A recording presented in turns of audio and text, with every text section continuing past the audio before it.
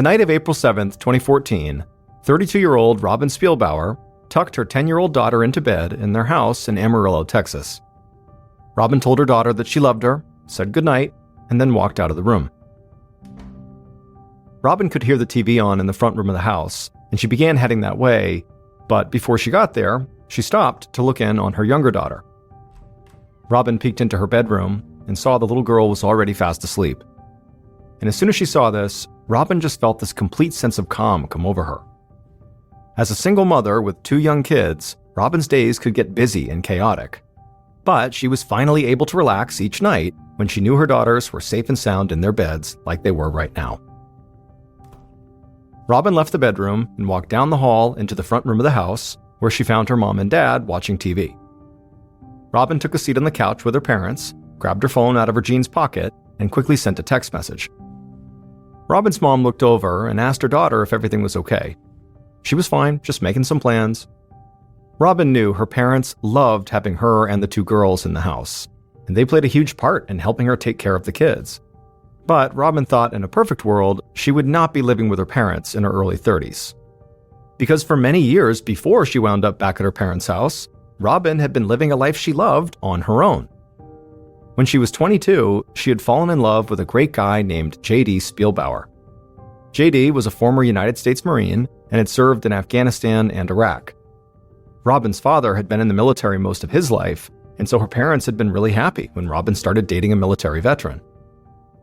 Robin got pregnant just 2 months after they started dating, and so she and J.D. had their first daughter, then got married, and then they had their second daughter a few years later.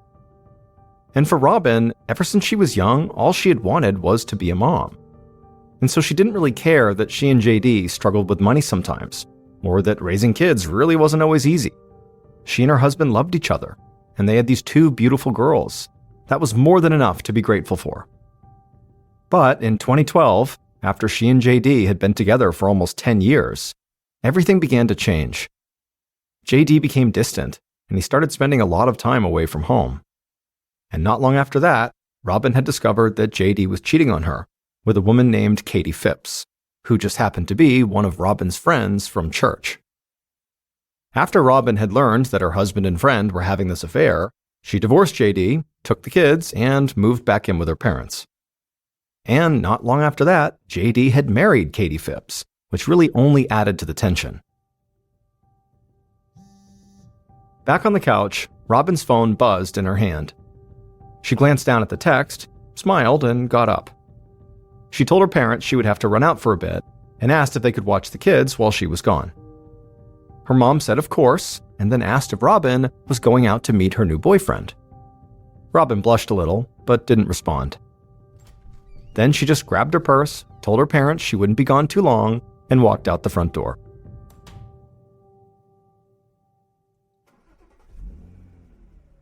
A few minutes later, at about 9:30 p.m., Robin drove her black Chevy Tahoe out of town and turned onto Helium Road, which was a long, winding dirt road surrounded by farmland on both sides.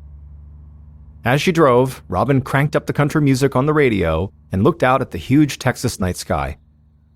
The only light on the road came from her headlights and the moon, and this made Robin feel like she was out in the middle of nowhere. But that was perfect as far as she was concerned. In fact, that's why she'd chosen Helium Road for this meeting in the first place. She didn't want anyone to see what she was about to do. Eventually, Robin pulled her SUV over to the side of the road, put it in park, and began to wait. And as she did, she listened to the radio and looked out the window. And then eventually, she saw headlights coming down the road behind her.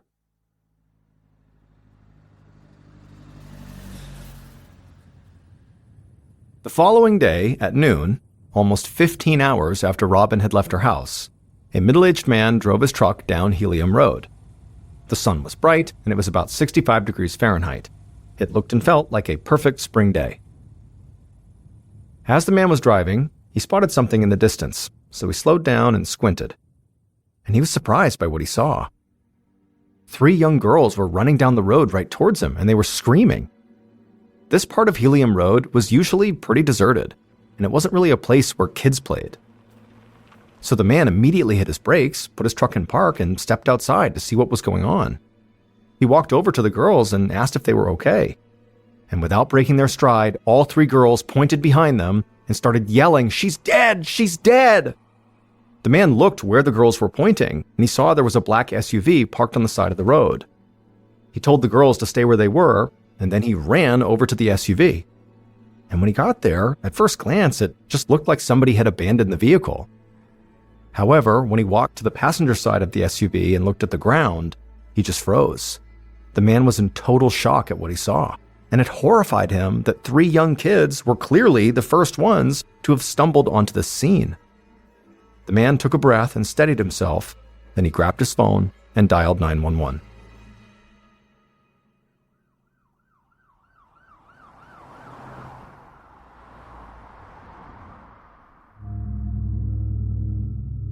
A little later that afternoon, Sergeant Alan Mongold of the Randall County Sheriff's Department sped down Helium Road. Up ahead, he saw there was an ambulance, cop cars, and a fire truck, and then behind him, driving as well, were more police cars. Sergeant Mongold could not think of a time ever when this spot on Helium Road, basically in the middle of all this farmland, had been so crowded. He eventually pulled over and parked his car not far from a black SUV and got out. And immediately, an officer ran over to meet him and said he'd taken statements from the three young girls and the man who had been there when he arrived, but he'd arranged for the girls to be taken home and he'd sent that man on his way. Mongold said that was fine, he would follow up with them if he needed to. And then he and the other officer walked around to the passenger side of this black SUV, and they joined a group of paramedics who were already standing there. But as soon as Mongold looked at the ground just outside the car, it was clear the paramedics could not do anything. Because lying there on the ground was a woman's body. And based on all the bugs crawling on her, Mongold knew she must have been dead for at least several hours. Mongold put on his gloves and crouched down next to the body. The woman was on her back, and immediately Mongold saw a deep dark bruise on the left side of her head. And at first glance, this bruise did not appear to be something she got just from falling down or something. It looked like something had been smashed into the side of her head, like a heavy object. And so at this point, Mongold felt confident he was very likely dealing with a murder. He reached into the woman's pockets, but found they were empty. So he told one of the officers on hand to run the plates of the SUV. And then he and the others started to do a sweep of the area. Within minutes, Mongold saw the officer who had just run the plates waving him over. Mongold joined him, and the officer said that the SUV was registered to a woman whose name was Robin Spielbauer, and the image of Robin Spielbauer that popped up matched the victim. Pretty soon, members of the county's forensics team arrived, and Sergeant Mongold searched the area around Robin's body and her SUV again. And this time, a forensic tech saw something that seemed really strange. The back windshield of Robin's SUV had a small crack in it, and embedded in the crack were tiny pieces of hot pink plastic. Now, neither the forensics tech nor Sergeant Mongold had any idea what this pink plastic was from. But the tech said hopefully that would become clear after they ran some tests. The investigative team spent hours searching up and down Helium Road, hoping to find a potential murder weapon or maybe Robin's cell phone. But other than those pink plastic flecks on the SUV windshield, there really wasn't much to go on. Mongold considered the possibility that this could have been a robbery gone wrong, that someone had gotten Robin to stop her car, attacked her, and had stolen her purse and her phone. But the idea that a carjacker would choose this road to try to rob someone where there wasn't a whole lot of traffic just didn't make a lot of sense to him. And so Mongold couldn't help but think that maybe Robin's killer was someone she knew.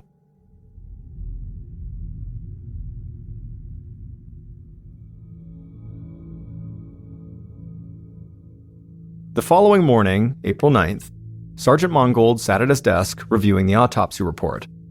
The report stated that Robin had most likely died the night before her body was found, and then her body had just laid outdoors on the side of the road overnight.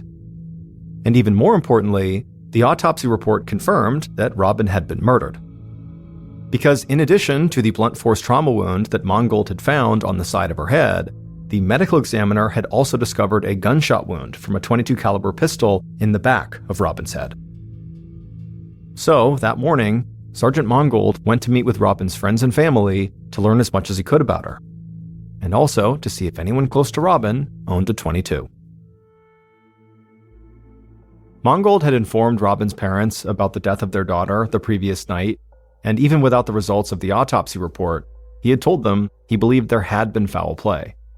And so through their complete shock and grief, Robin's parents had given Mangold a list of the few people who had been closest to Robin. And now, Mangold decided to start with her new boyfriend, a bartender named Jared. But the conversation with Jared proved to be pretty uneventful. Jared said he'd been working at the bar the night that Robin had died. He said she hadn't called him or texted him or anything. And Mangold was able to quickly track down multiple people at the bar who corroborated Jared's alibi. Now, the detective had no intention of crossing Jared off his list this early on, but Jared did not jump out as an obvious suspect. And so Mangold figured if Robin's current boyfriend didn't look like a major suspect, well, the next logical step was to talk to her ex-husband, J.D. Spielbauer. Later that day, now over 24 hours after Robin's body had been found, Sergeant Mangold knocked on the front door of J.D.'s house. And as he knocked, Mangold felt a bit surprised by where he was standing, because J.D. lived only a few houses away from Robin's parents' house. The door opened, and a woman who looked like she was in her late 20s with long brown hair and bright blue eyes was standing there. Mangold introduced himself, and the woman said her name was Katie, and that she was J.D.'s wife. She said news had traveled fast, so she already knew about the murder, and she assumed that's why Mangold was here, to talk about it. Mangold nodded, but before he could say much more, a tall, thin man with a cropped military-style haircut stepped outside. He introduced himself as J.D. Spielbauer. But immediately, his wife, Katie, snapped at him and told him to shut up, because she was talking to the police. J.D. immediately hung his head and fell silent. Sergeant Mangold acted like he didn't notice any of that, but in reality, he was taken aback. Married couples, even ones that didn't necessarily get along, rarely lashed out at each other in front of him, especially when they knew they could be potential suspects in a murder case. But Mangold remained calm and polite and asked them where they'd been the night that Robin died. Katie said that she and her son had been at a friend's house, and they had come home around 10 p.m. J.D. said he'd been home all night with his uncle, who also lived in the house. They'd just been drinking beer and playing some pool. Other than Katie's quick outburst at J.D., nothing the couple did after that seemed particularly strange. However, for some reason, Mangold just felt like there was a good chance both of these people were lying to his face. He talked to them for a bit longer, and then as they wrapped up, he told them he would be in touch if he needed any more information. But as he walked back to his car, Mangold already knew he'd be calling J.D. and Katie down to the station soon. He just needed to be better prepared if he was really going to interview them.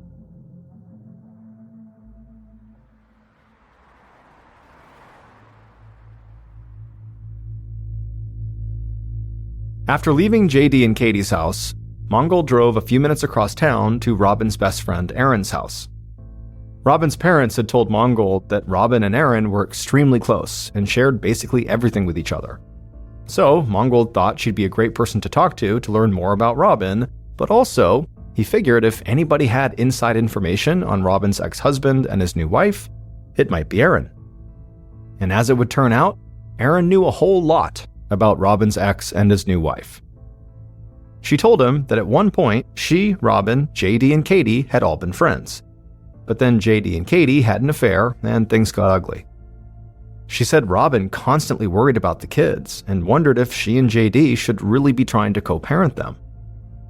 Erin also said that J.D. talked a lot about suffering from PTSD because of his time in combat as a Marine. Mangold took notes on everything Erin was telling him. An affair, a divorce, and a potential custody battle could all be motives for murder. And while Mangold did not believe that all military vets suffering from PTSD were inherently violent, JD's condition was still something he had to consider.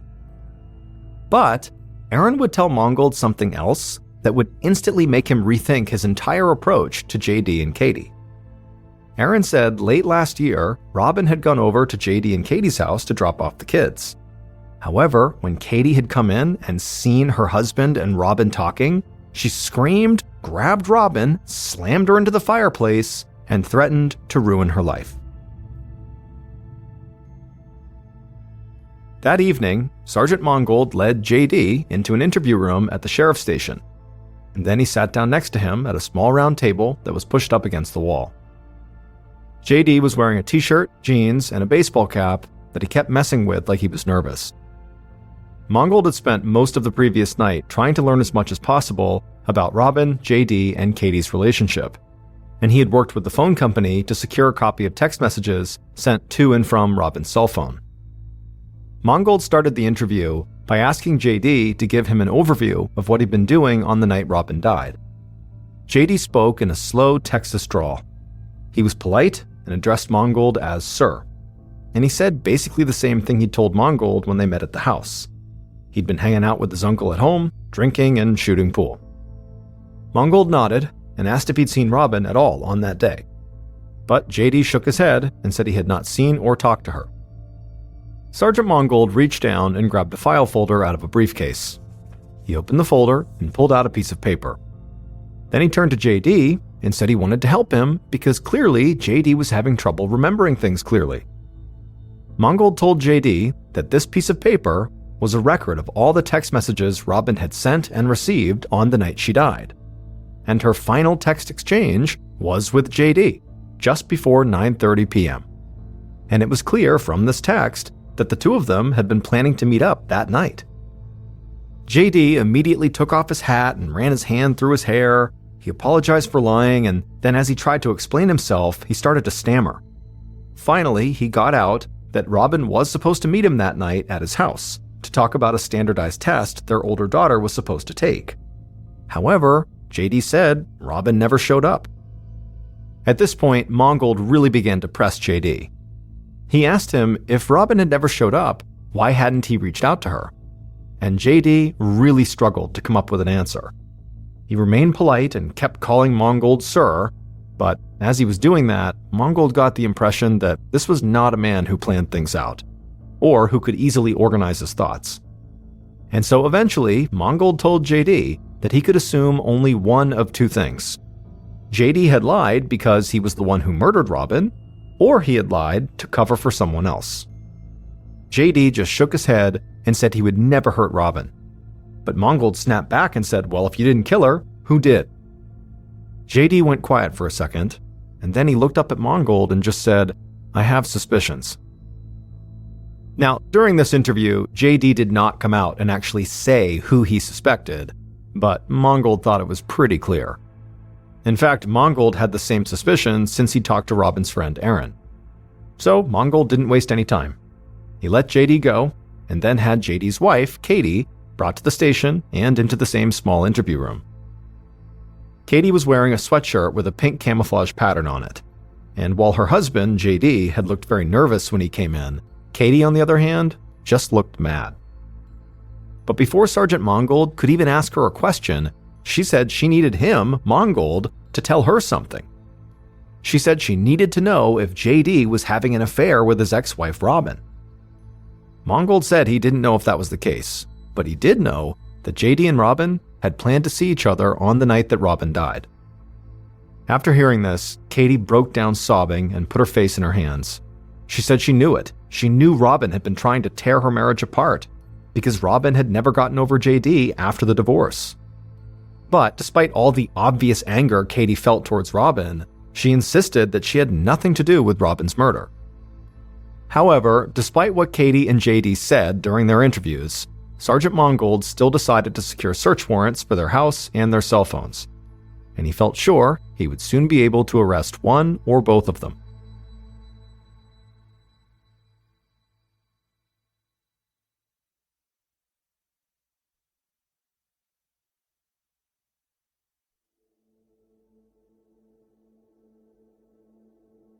On April 10th, so just 3 days after Robin's murder, Sergeant Mongold and the investigative team searched JD and Katie's house, and they quickly found a room filled with guns. Mongold didn't think that was strange, though. Amarillo, Texas was home to a lot of avid hunters, and most of the weapons in this room were hunting rifles. But one gun immediately caught the detective's eye. Sitting in an open case was a Sig Sauer .22 caliber pistol. Now, Robin had been shot with a .22. But that was not actually the only thing that made this gun stand out. This gun had hot pink plastic accents on part of the grip and the barrel. And when Mongold leaned down to get a better look, he noticed that part of the pink plastic on the grip was cracked, and that small pieces of the plastic appeared to be missing. And so right away, Mongold assumed that those small pieces of pink plastic that were missing must have wound up embedded in the back windshield of Robin's SUV. Investigators quickly found out that the gun was registered to Katie, and they even found photos she had posted on social media of her holding that gun. And later that day, when police searched Katie's text messages, they found something just as damning. In the 4 days leading up to the murder, Katie had sent 336 text messages to JD, threatening to ruin him and Robin. And the final text message, number 336, which Katie had sent to JD about an hour before Robin had left her parents' house and driven out to Helium Road, said, "You started this, whether you want to believe it or not. I will finish it." The Randall County Sheriff's Department and the District Attorney's Office moved fast. On April 11th, 4 days after Robin's murder, they arrested Katie. However, before the case could go to trial, the DA wanted either a confession or clear evidence that demonstrated Katie had been driving on Helium Road on the night of the murder. Katie refused to confess. She just repeated her story that she had been with her son at a friend's house and then gone home at around 10 p.m. that night. Now, Katie's cell phone had pinged off a tower near the murder site at the time Robin was most likely killed, but that tower also would have pinged if she was driving from her friend's house to her house, so it was not the definitive evidence the DA was looking for. The search for some elusive piece of evidence that would ensure a guilty verdict began to frustrate the police. After all, Sergeant Mongold and his team had Katie's gun and her threatening text messages to JD, and they knew Katie had once slammed Robin into a fireplace. But Mongold and his team's hands were tied, because the DA's office had taken over the investigation. The DA's office wound up re-interviewing people connected to the case and also scouring surveillance footage from locations just outside of town to see if they could spot Katie's car pulling onto Helium Road. But none of this led to anything new, and the investigation dragged on for months. And so the DA began to worry that he would never find this piece of evidence that would definitively win over a jury. But on a day in July of 2015, over 15 months after Robin's murder, a woman who worked for the DA rushed into his office, and she had a very excited look on her face. She told the DA that she'd seen a story on the news about how certain cell phones left a clear digital footprint when they were connected to Wi-Fi. Essentially, police could use this Wi-Fi data to track exactly where a phone had been, which was far more information than a cell phone tower could provide. When the DA heard this, his face lit up. He'd never heard about this type of search. So he gathered his team, and they immediately got in contact with the phone and internet companies, and soon they were able to trace Katie's exact path on the night of the murder. This was exactly the kind of evidence the DA had been looking for. And not long after that, the DA got another big break when he was contacted by Robin Spielbauer's mom. She told him that she had just gotten this very bizarre phone call that she knew would help his investigation. And the information Robin's mom provided, along with the newly collected Wi-Fi data, finally solidified the case.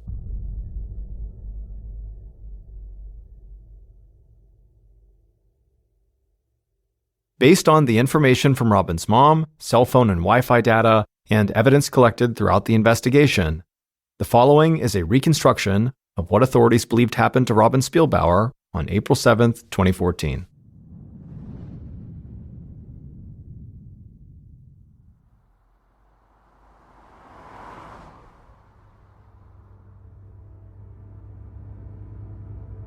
That night, the killer drove their truck through town, trailing just far enough behind Robin so as not to be spotted.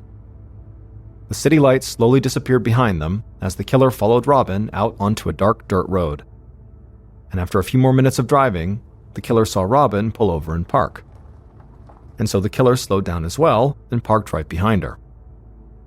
Once they were stopped, the killer put on a pair of gloves, grabbed a gun from the passenger seat, and then stepped outside, leaving their headlights on. The killer calmly walked towards the SUV, raised their gun, and slammed it against Robin's back windshield. The windshield cracked, and the killer heard Robin begin to scream from inside the vehicle. The driver's side door of the SUV suddenly flew open, and Robin lunged out of the car and started screaming at the killer. But the killer just raised their gun. Robin saw the gun in the headlights from the truck, and she ran towards the farmland that surrounded the road, trying to get away, but the killer followed, and they aimed at Robin in the low light, and they fired. The bullet struck Robin in the back of the head. She stumbled, her body twisted, and she fell to the ground on her back. The killer approached and saw Robin was still breathing, so they aimed the gun at her forehead and pulled the trigger again. But the gun jammed. The killer panicked. They rushed back to their truck, glancing over their shoulder to make sure Robin was not getting up and running off. The killer found a tire iron from the truck bed, took it, and ran back to the side of the road where Robin was still laying on the ground. The killer held up the tire iron and swung it hard into the side of Robin's head. Blood spilled from Robin's temple out onto the ground. Now she stopped breathing, and she died right there on the side of the road.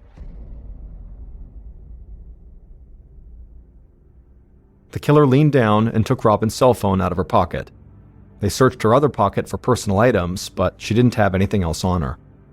So the killer walked over to her SUV, leaned inside through the open driver's side door, and grabbed Robin's purse. And then with that in hand, they shut the door behind them. The killer ran back to their truck, hopped in the driver's seat, and sped off down the dirt road back towards their house in town. Once back inside the safety of their home, the killer walked right into their gun room, and they would put the gun they had just used to shoot Robin, a Sig Sauer .22 caliber pistol with a pink plastic grip, into an open gun case. At this point, the killer took a deep breath and began to calm down. They were convinced the police would eventually find this pink gun. And when they did, they would believe Katie had murdered Robin. Katie Phipps would stay in prison for over a year awaiting trial, while the DA's office tried to find evidence that would ensure her conviction in court. But Katie didn't murder Robin. Her husband, JD, did.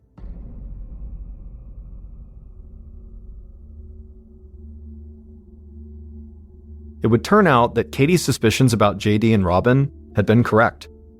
JD, who had cheated on Robin with Katie, had now begun cheating on Katie with Robin.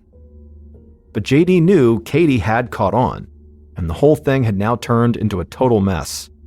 He wanted both women out of his life, so he murdered his ex-wife and framed his current wife for the crime. On the night of the murder, the way JD had lured Robin to Helium Road was he had been texting back and forth with her to set up a meeting on that secluded road. That way they could carry on their affair without being seen. Police had considered JD a suspect, but the bulk of the evidence they found seemed to point to his wife Katie. She had sent hundreds of threatening text messages, had physically assaulted Robin, and had claimed she was going to, quote, finish what JD had inadvertently started. And when tests were run on Katie's gun, the pink plastic from the weapon matched the pink plastic police had found embedded in Robin's back windshield. And so, after only a 4-day investigation, police had arrested and jailed Katie. But over a year later, as investigators and the DA tried to shore up their case before going to court, new evidence came to light. Katie's phone had not been connected to Wi-Fi on the night of her murder. However, her son's phone had. And so using the Wi-Fi data from her son's phone, in connection with cell phone tower from Katie's phone, police were able to see that on the night of the murder, Katie's route was directly from her friend's house back to her own house.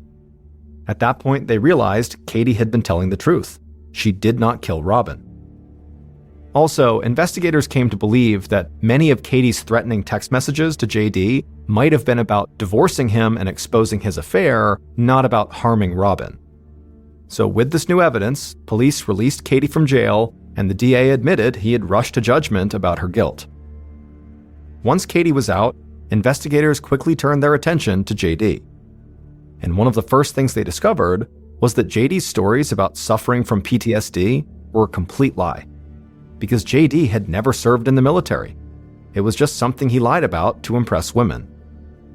And so the fact he had successfully carried out this lie for years and had even convinced police it was true, helped lead the investigators to believe that JD was much craftier than they had given him credit for. They came to assume that everything he'd told them during the investigation was potentially a lie, and that he had the personality and the mental capacity to frame someone else for murder. And then finally, when investigators really began to move in on JD, Robin's mom contacted the DA about this bizarre phone call she got. She said that JD had called her and asked her to lend him a significant amount of money so that he could take his daughters on a trip to New York ASAP. With everything else investigators had learned, they saw this as a huge red flag. They believed the reason JD was trying to go to New York was actually just to make a run for the Canadian border. So they arrested JD before he could leave town, and they charged him with the murder of his ex-wife Robin. JD was found guilty of murder and sentenced to life in prison. He'll have a chance for parole in 2046. Despite the conviction, some members of the sheriff's department continued to believe that Katie had played a role in this crime. But once she was released from jail, Katie was never arrested or charged again in connection with Robin's murder.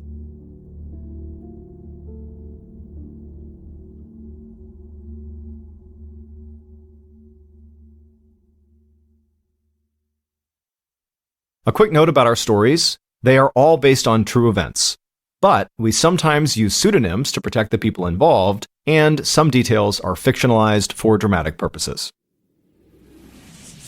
In the early 1990s, a woman in her early 20s, named Krista Frater, was working as a manager inside of a retail store called the Boston Store in Madison, Wisconsin.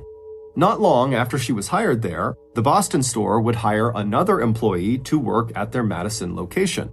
His name was Bart Halderson, and like Krista, he was in his early 20s, although he was 3 years younger than Krista, and he was hired to be a clerk.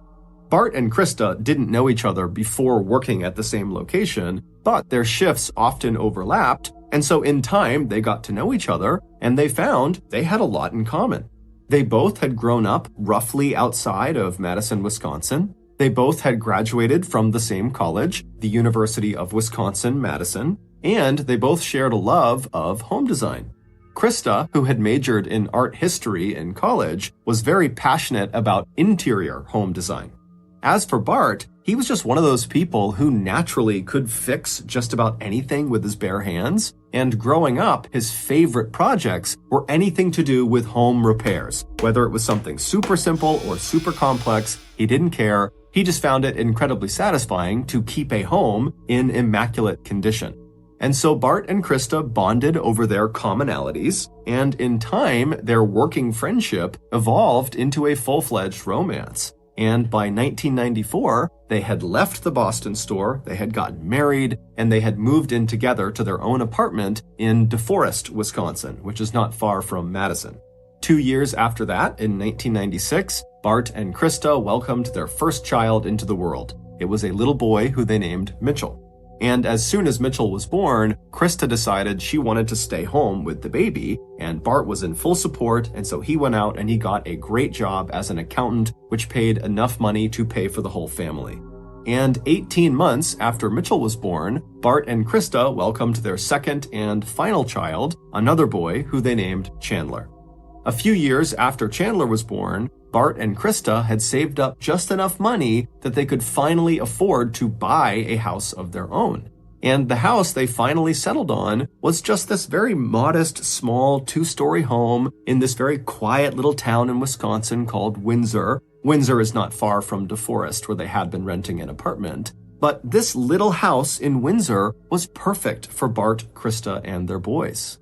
Not only did it have enough space for the family, but because it was their own house, as soon as they moved in, Krista got to really lean in to her passion for interior design, and she got to design the entire layout of the house. And then she continued to take pride in keeping the house perfectly tidy and beautiful at all times. As for Bart, he immediately began doing home repair project after home repair project. This house became his trophy, and he wanted to make sure his trophy was polished at all times. And it wasn't just the physical house that made this feel like their forever home.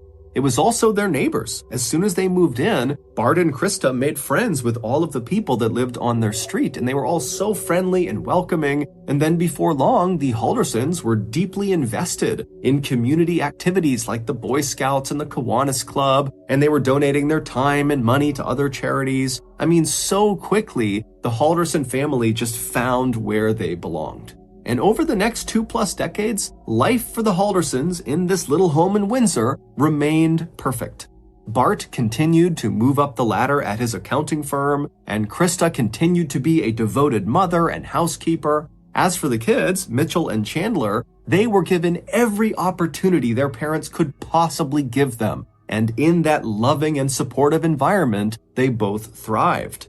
By 2021, the older brother, Mitchell, who was 25 at the time, he had moved out and was living alone in an apartment, and he had graduated from college. He had landed an incredible IT job with a local, very successful company. He was engaged to be married, and he was about to buy his own house. As for the younger brother, Chandler, who was 23 at the time, he was still living at home with Bart and Krista, but he was doing just as well as his older brother. He was in his final year of college, but he had already accepted a full-time job with SpaceX that was set to start in Florida as soon as he graduated. And while he was in his final year of college, in between his studies, he worked part-time at a local insurance company to help pay rent to his parents, and he also volunteered the rest of his spare time with the Madison Police Department on their rescue scuba diving team. Chandler was also in a committed relationship with his girlfriend. But despite how well everything was going for Bart, for Krista, for Mitchell, for Chandler, their lives were about to take a serious turn for the worst. It all started in June of 2021. That month, Chandler, who was only weeks away from flying out to Titusville, Florida to start his job with SpaceX, fell down an entire flight of stairs, smashing his head in the process. Now, he immediately picked himself up and tried to tell himself that he was okay, but over the course of that day, he started to feel woozy and disoriented, and his legs started to feel numb. And so in a panic, he rushed himself to the hospital, and unfortunately, when they scanned his brain and they checked him out, the doctors discovered he had a severe concussion from this fall, and he had a brain bleed that almost certainly would require surgery at some point down the road. Also, the numbness in his legs appeared to be the result of permanent nerve damage. And so suddenly, Chandler, who was so excited about this opportunity in Florida, is now back home in a neck brace with a cane to get around. And even with the cane, he can barely walk. And then adding insult to injury, he almost immediately lost the job at SpaceX because he couldn't travel to Florida to start the job. And so they filled it with someone else. Chandler did his best to stay positive and optimistic, but I mean, this was a crushing blow. Everything he had worked for had just been taken away. And it was crushing for his family too. I mean, seeing their beloved Chaz, as they called him, laying on the couch looking totally miserable and depressed all day was awful. But despite how bad Chandler's accident was, the trauma it inflicted on Chandler and his family was nothing compared to what happened next. The Haldersons owned a small cabin that was located in a part of Wisconsin called White Lake. It was located about 3 hours drive to the north of their home in Windsor, and the cabin was situated inside of this rural forested area right near a big lake called White Lake, hence the name of the area. This cabin had been in the Halderson family since the 1940s, and when Mitchell and Chandler were little kids, Bart and Krista would take them up there all the time to go fishing, to go swimming, or just to relax. It was like their vacation home. But at some point, Chandler and Mitchell reached a certain age where they weren't that interested in going to the cabin anymore, and so as a result, Bart and Krista basically stopped going. However, just 2 weeks after Chandler's horrific injury, there was this huge storm that rolled through the White Lake area, and after the storm had passed, some people who lived permanently in White Lake called Bart and Krista and told them, "Hey, I was driving past your cabin and I saw there was some broken windows. It looks like your cabin might have been damaged from this storm." And so Bart and Krista, they're thinking, oh my goodness, we got to get up there as soon as we can and patch up that window and fix the rest of the cabin before another storm rolls through and totally ruins the cabin. And so Bart and Krista pull out their calendar and they see the next weekend coming up is the 4th of July weekend. The 4th of July is a very big holiday in America.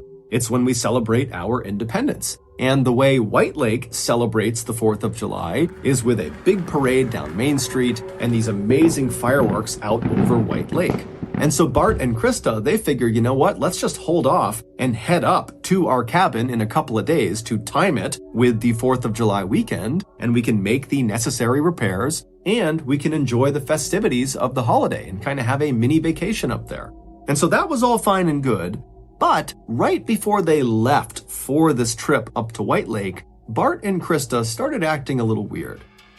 On the evening of Thursday, July 1st, the day before Bart and Krista are supposed to leave for this trip, they begin packing up their things. And since Chandler lives with them, he's at home, he sees them doing this, and at some point he kind of got up and hobbled over and tried to help them pack, but that was short-lived because his legs were so weak. And so he sat down and just kind of watched them pack. And what he saw is they were packing lots and lots of cash and silver bars into their luggage. Although this was kind of odd to Chandler, he decided not to say anything because he figured, you know what, maybe they want to stash their cash and silver in the cabin like a keepsake, I don't know, but it's their business, it's not mine. And so Bart and Krista, they continue to pack up their things, and Chandler, because he can't go anywhere, just continues to kind of watch them pack. And at some point, Chandler asks his parents, so how are you getting up to White Lake? And his parents would say, oh, we're just getting a ride from our friends, another couple, they're driving us up. But they didn't tell him who the couple was. They basically just said, it's our friends. And so again, Chandler's sitting there thinking, okay, this whole thing is a little bit weird, but you know what? It's their business. I'm not going to ask about it. They obviously don't want to tell me. And so he just kind of let it go. And so at some point, Bart and Krista, they finish packing and they move all their luggage to the front of the house right near the front door. And then a little while later, they and Chandler would retreat to their rooms and they would go to sleep. The next morning, July 2nd, Friday, Chandler got up early, about 6 a.m. And when he got up, he began slowly hobbling his way down the stairs, expecting to see his mom and dad having breakfast and, getting ready to leave because they certainly wouldn't have left without telling him. But he gets downstairs and the house is dark and totally empty, and all of the bags that his parents had packed the night before and put near the front door, they were all gone. And so Chandler's thinking, did my parents get up at like 5 a.m. and leave without telling me? And so he goes to the door and he looks out the window thinking, maybe they're out there waiting outside. But when he looked outside, his parents weren't out there. And sure enough, their cars were still in the driveway. And so Chandler was left to believe that, well, I guess my parents did get picked up by whoever these friends were, and they did not feel the need to come tell me they were leaving. Now, this did leave Chandler a little bit shaken up. He just kept thinking about the strangeness of what they were packing and the fact that he didn't know who they were going with, and now this sudden departure. But again, Chandler just told himself that his parents would be just fine. These are just kind of random anomalies, but they're not indicative of there being any issue here. And so Chandler found a way to just kind of push these concerns out of his mind, and he just went about his day. And so because his parents were now going to be gone for the weekend, he promptly called his girlfriend, Catherine, and asked her to come over and stay at his house with him for a couple of days. And so she comes over, and because Chandler can't really do anything because of his injury, they basically spent the weekend just kind of lounging around and eating nice food and watching Netflix. But by the end of the weekend, on Sunday morning, there was an undertone that both of them noticed that something was wrong.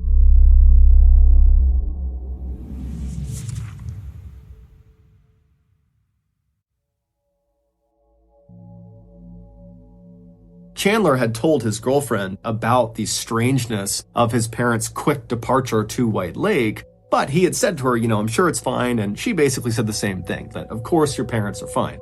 But by Sunday, Bart and Krista had still not called or texted or checked in with Chandler or Mitchell or anybody. They were just totally gone and silent. And whenever Chandler or Catherine tried calling Bart or Krista's cell phone, it didn't even ring. It just went straight to voicemail. But by late that day, Sunday, July 4th, when really concerns were starting to mount about what happened to Bart and Krista, Krista would text her son, Chandler. And what she basically said was, hey, we arrived in White Lake. It's packed here. The service is terrible, but we're going to stick around for the parade, and we'll be back either Monday night or Tuesday early. And so as soon as Chandler and Catherine saw this text message, it was like all their worries were completely gone, and they were just excited to see Bart and Krista when they came back the next day or the day after. But the next day, Monday, Bart and Krista did not come home. They didn't call anyone. They didn't text anyone. And again, whenever anybody tried calling their cell phones, which now was Chandler, Catherine, and also Mitchell, who had been looped in on what's going on with his parents, whenever they tried calling them, Bart and Krista's phone didn't ring. It just went straight to voicemail. And then the day after that, on Tuesday, July 6th, so this was the day that Krista said they would be home by, they didn't come home. And again, no one could get in touch with them. And again, they did not contact anyone. Additionally, on Tuesday, Krista's office began calling Chandler and Mitchell, asking if they knew where Krista was. Krista had recently taken up a customer service job at an auto body shop, and apparently she was scheduled to work on that day, Tuesday the 6th, and she was scheduled to work on that previous Friday, which was the day Bart and Krista left for the lake, meaning she had left on this trip without telling anybody at work. And according to her boss, Krista was the type of person who, even if she was running a couple of minutes late, she would call ahead or text ahead and let people know. So for her to just completely not show up and tell no one was totally out of character. But before Chandler, Mitchell, and Catherine could process this information, Bart's employer began calling them, asking the same things. Hey, do you know where Bart is? He's supposed to be working right now, and we can't get in touch with him, and he didn't put in for time off. And so all afternoon on Tuesday the 6th, Chandler, Mitchell, and Catherine and other family members are trying to call Bart and Krista. They're calling other people in White Lake to see if anybody knows where they are, but nobody does. And so finally, the next morning on Wednesday, July 7th, when still there was no word from Bart and Krista, Chandler goes to the police and he files a missing person report. And pretty much right away, the police in Windsor contacted the police up north in White Lake and asked them to do a check on this cabin to see if maybe Bart and Krista were there. And maybe they just had terrible service, or, maybe there was some sort of accident or something that happened. But when the White Lake police arrived at the Halderson cabin, Bart and Krista were not there. No one was there. In fact, the cabin looked like it had not been used in months. The outside was totally overgrown, and inside there was no food in the fridge. And interestingly, the police would also tell Chandler, Mitchell, and Catherine that there was no damage done to this cabin. There were no broken windows or any sign, at least no obvious sign, of storm damage to this cabin.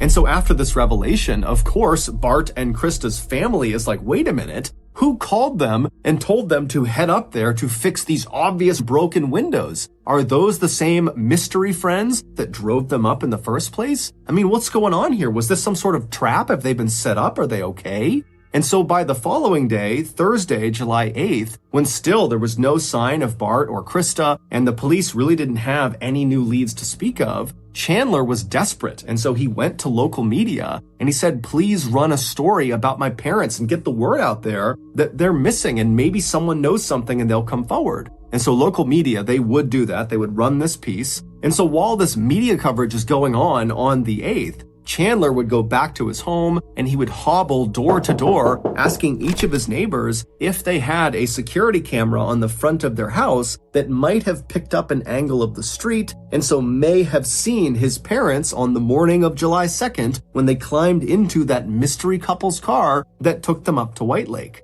Chandler was hoping that if he got this footage, somebody would be able to identify who these mystery friends were. But unfortunately, none of his neighbors had that footage.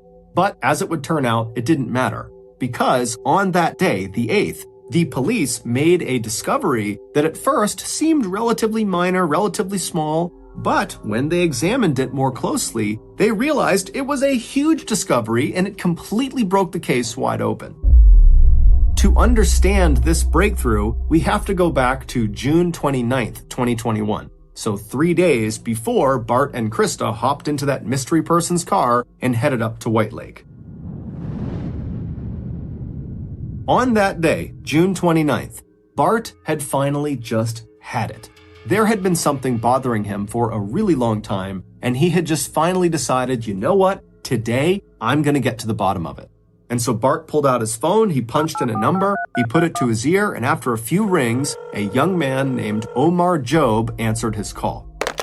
In total, Bart and Omar would talk on the phone for a total of 17 minutes. And for the first half of the call, it was basically just Bart being really angry and aggressive towards Omar. But then during the second half of the call, when Omar really had a chance to speak for the first time, Bart's tone completely changed. He was no longer angry. He actually sounded totally defeated.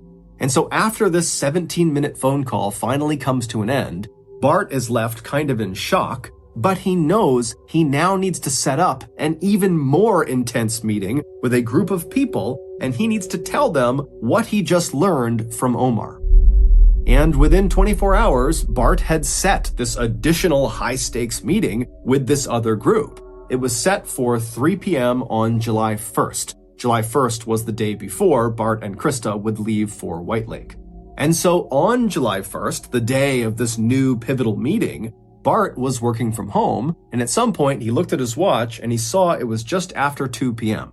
And even though this meeting he was going to have was still an hour away, the location of the meeting was a bit of a drive away, and so he knew he needed to leave soon. And so Bart stopped working and he texted Chandler, who was in the house with him. He just said, "Ready to leave when you are." Chandler was aware of how important this meeting was for his dad. He also understood the terrible position his dad was in. And so he had agreed to go with his dad to this meeting.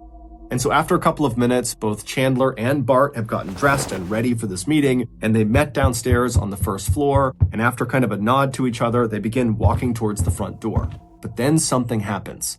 Chandler was standing behind Bart, and so as they're moving towards the door, Chandler reaches out and grabs a rifle he was hiding on the first floor. He raises it and he fires at least 2 shots into his father's back.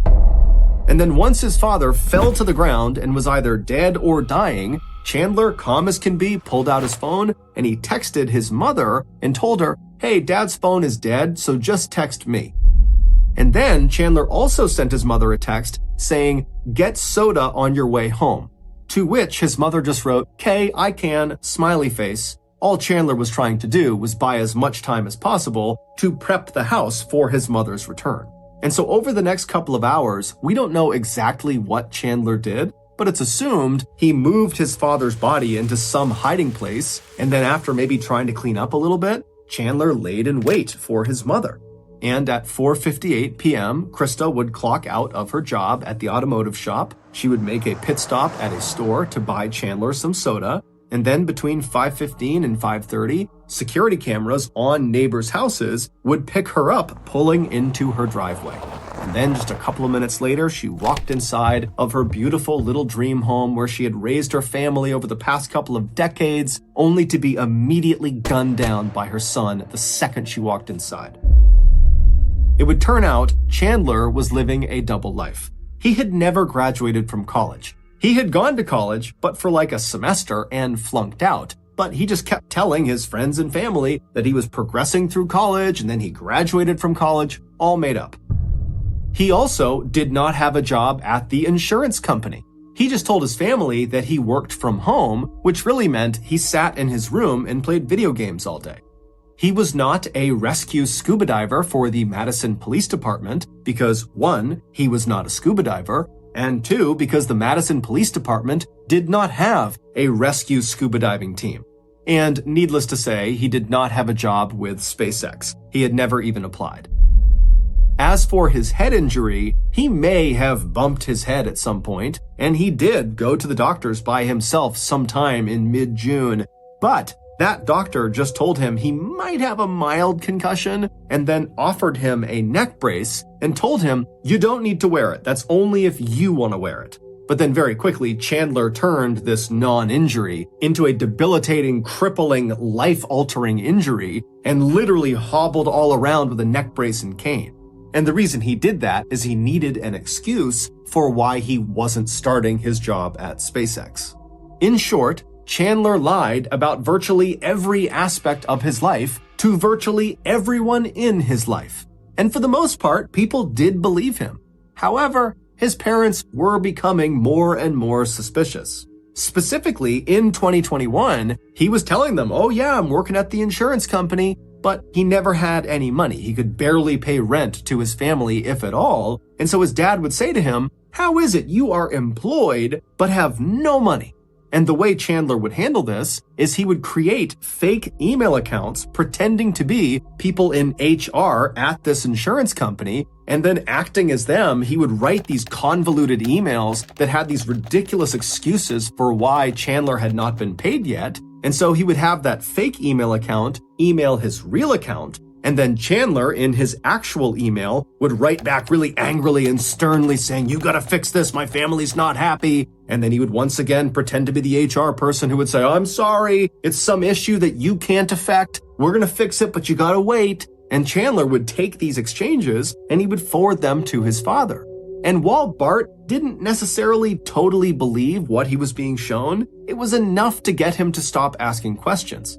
But Bart and Krista were also suspicious of other aspects of Chandler's life, like, for example, his school records. At some point, he needed to show them his transcripts, and he would tell them, oh, I can't access my transcripts. And so Bart and Krista are like, why? Can't you just log in and pull up your unofficial transcripts at least? And the way Chandler would handle this was the same way he handled the insurance company. He would create fictitious email accounts of people that were college advisors at Madison College, where he claimed to have gone and graduated from, and he would do those phony back and forths where it looked like the college was telling Chandler, sorry, you can't get your transcripts. It's this huge problem that's totally our fault, not yours, but you just gotta wait. There's nothing else you can do. We can't get them for you right now. And when Chandler would send these exchanges to Bart would get totally worked up about it, and finally he demanded that Chandler give him a phone number so he can talk to one of these college advisors. And so Chandler went out and got a burner phone from a convenience store, and he gave that phone number to his dad, and then when his dad called this number up, somebody picked up, someone introducing themselves as Daniel Spieth, which really was just Chandler disguising his voice. And Daniel Spieth would give Bart the same spiel about how, oh, I'm so sorry, it's all the college's fault that we can't get your son's transcripts, you're just gonna have to wait. And so finally, on June 29th, 2021, Bart had just had it with his son. He was convinced his son was lying, or there was something going on, there was just too much about his son's life that didn't add up. And so Bart decided he was just going to call Madison College and pretend to be Chandler and see if he could get his transcripts. And so he dialed a number for customer service at Madison College, and after a few rings, Omar Job, a customer service rep at Madison College, picked up. And initially, Bart was kind of aggressive and mean towards Omar for really no reason other than he was just so frustrated with this whole situation. And so he's on this call pretending to be Chandler, and he's kind of barking at Omar to give me my transcripts right now. I go to your school. There's no reason you can keep them from me. But then after a couple of minutes, Omar finally was able to talk. And he said, hey, Chandler, I looked you up in the system and you don't go to this school. You've never gone to the school save for maybe one semester and you failed out. And so it's at this point when Bart hears this that he just pauses for a really long amount of time on this call, and then he begins asking follow-up questions that are not really connected to trying to get transcripts, because now he knows the transcripts don't exist because his son didn't go to school. And so he begins asking Omar, does Daniel Spieth still work there? And so Omar would look him up and he would say, no, there's no Daniel Spieth that works here, and there's no Daniel Spieth that's ever worked here. And because Chandler had used like 5 or 6 different names when pretending to be college advisors for Madison College, Bart, in addition to asking about that Daniel Spieth guy, asked about every other name he had interacted with, believing he was talking to Madison College, and one by one, Omar told him, I'm sorry, those people do not work here. I've never heard of these people. They're not in the directory. I'm sorry. And so finally, at the end of that 17-minute call, Bart knew his son was living a huge lie. And so he hung up with Omar, and then Bart called real college advisors at Madison College, and he set a meeting for July 1st at 3 p.m. And then he told Chandler that he had set this meeting, and Chandler was going to come with him, and they together were going to ask those college advisors why they can't produce Chandler's transcripts. Now, Bart, of course, knew Chandler did not have transcripts, and so he likely had set this meeting to get Chandler to call the meeting off and come clean about this big lie so that Bart could get his son back on the right track, stop lying, and live a real life.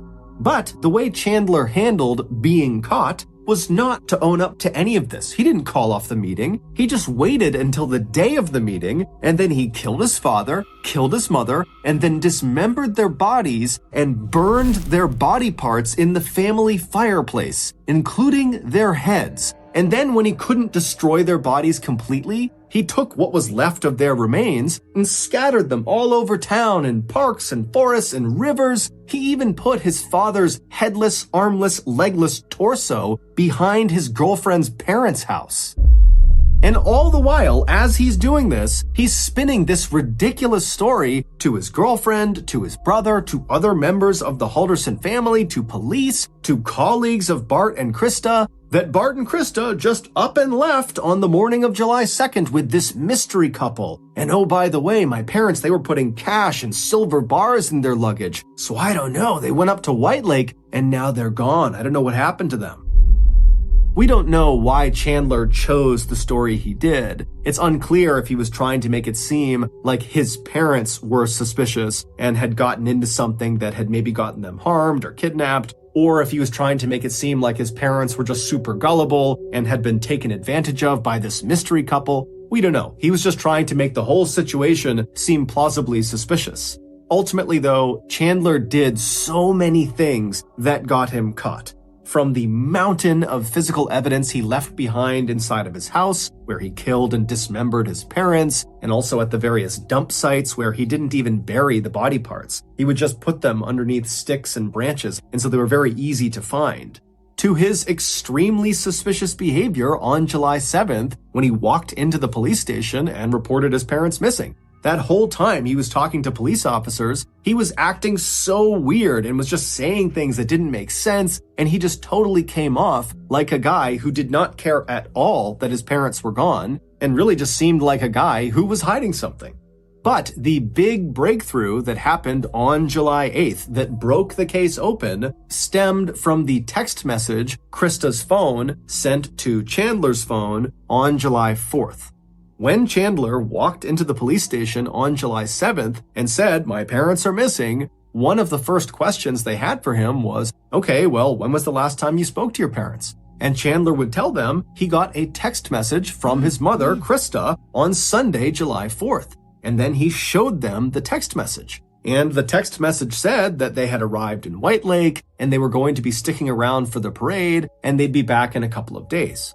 But the police noticed that this text message had been sent on July 4th, but in White Lake that year, the parade was on July 3rd. So when this text came through, the parade that anyone in White Lake would be aware of, it's a small place, you're not going to miss this parade. The parade had already happened. So why would Krista be texting her son that she was going to stick around in White Lake for the parade that had already happened? And so this led police to check phone records, and they would discover that text message was sent from Krista's phone to Chandler's phone, but when it was sent on July 4th, Krista's phone was not in White Lake. Instead, it was inside of the Halderson home, right near Chandler's phone. And so when police went to the Halderson house, they searched it and they found Krista's phone in the garage underneath a drawer inside of a shoe wrapped in tinfoil next to her driver's license. And so Chandler had obviously sent that text message on July 4th using his mother's phone to himself. But he had just gotten the date wrong of the parade. And so this discrepancy really opened up the floodgates, and before long, it was beyond obvious that Chandler was the killer. And after a thorough investigation, it was determined that Chandler had acted entirely alone, meaning Catherine, his girlfriend, and his brother Mitchell had nothing to do with it. They were just innocent bystanders. Chandler would ultimately be found guilty of killing his parents, and he would be sentenced to life in prison without the possibility of parole. Chandler has still not taken any responsibility for what he's done. Instead, he just tells anybody who will listen that his plan is to continue to appeal his verdict.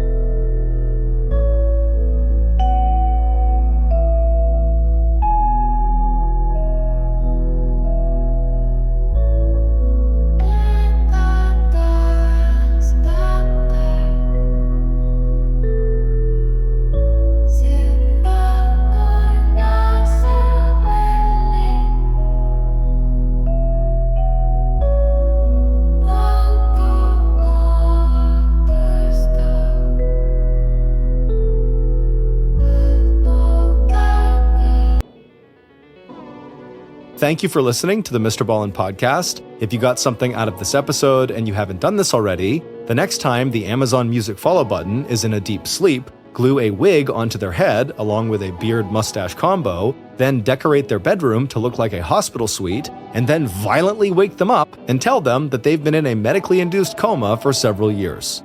This podcast airs every Monday and Thursday morning, but in the meantime, you can always watch one of the hundreds of stories we have posted on our main YouTube channel, which is just called Mr. Ballin.